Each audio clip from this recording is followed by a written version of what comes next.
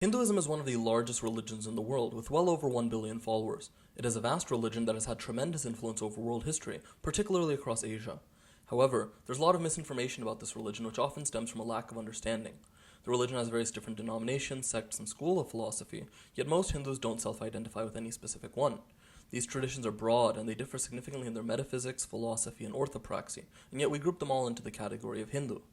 What does this word mean, and can it tell us anything about what Hindus believe? This video is part of a new series I'm calling The Basics of Hinduism, a primer into the Vedic tradition, where I will cover many facets of Hinduism to hopefully build a more robust understanding of our systems of belief, so stay on the lookout for future videos in the series. If you're looking for my series on the limbs of yoga, or my weekly Sanskrit vocab, you can check those out at the Mahayogi Instagram or TikTok page. Make sure you like, subscribe, and hit the bell notification to receive future updates. It really helps out with the channel.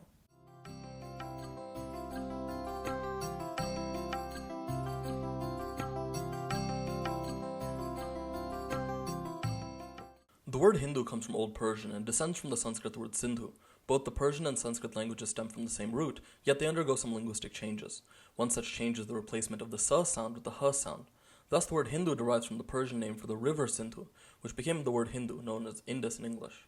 It was originally merely a geographic term describing a group of peoples living east of the Sindh, much like we use the word Indian today. However, the term slowly became used to describe the religion, values, and traditions of the people it described, those living east of the Sindh.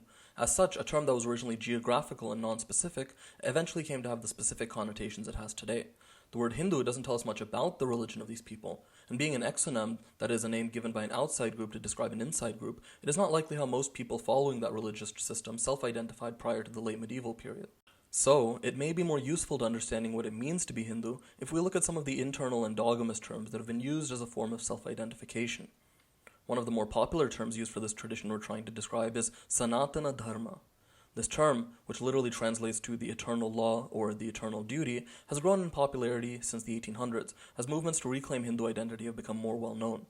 The term itself is found in the text called the Manusmriti, which functioned in its time as a moral and pragmatic guide for daily living. It states in verse 4:138 that Satyam bruyat priyam bruyana bruyat satyam apriyam. Priyam cha nanritam bruyadesha dharmaha sanatana. This means one should speak the truth, one should speak what is pleasant, and one should not speak the truth if it is unpleasant.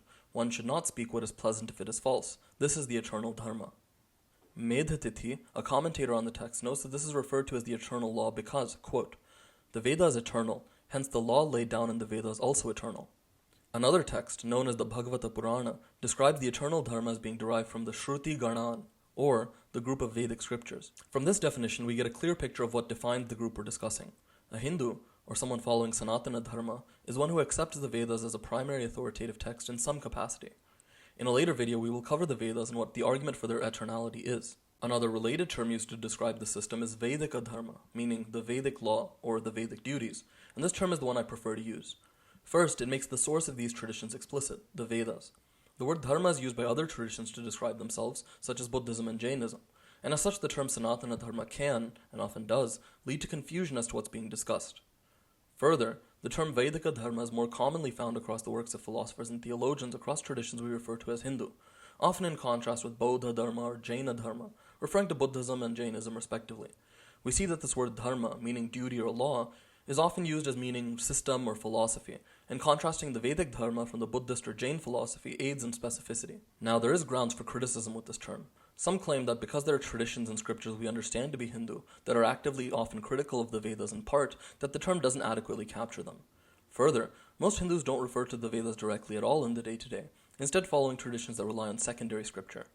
Often, in fact, many Hindus are unaware of the contents of the Vedas themselves, so the idea that they're Vedic is often criticized. However, this dispute can be easily resolved if we look at scriptural exegesis. Every tradition that we understand to be Hindu considers their philosophy to be the correct interpretation of the Vedas, even if they rely on secondary scriptures more than the Vedas themselves. This is because these secondary scriptures, such as the Puranas and the Tantras, are viewed as a distillation of the Vedic morality, ethics, and way of living in a way that is perhaps simpler, more pragmatic, easier to understand for the average person who isn't a traditional Vedic priest. In this way, these scriptures themselves are understood to be completely in line with the Vedic norms, and there's historically been internal debate as to which traditions and scriptures are Vedic and which one's interpretation falls contrary or outside the scope of the Vedas. In conclusion, we've defined our terminology here. Hinduism, as we understand it, is a conglomeration of varying traditions with different metaphysics, ethics, practice, and history, each tracing their textual authority in some form or another back to the group of scriptures collectively known as the Vedas. Although being very different in nature, these traditions can be collectively identified and described precisely because of their acceptance of the Vedas as a primary textual authority. In my next video, I'll try to tackle what the Vedas are, how they're divided, and what they discuss. Thank you for watching.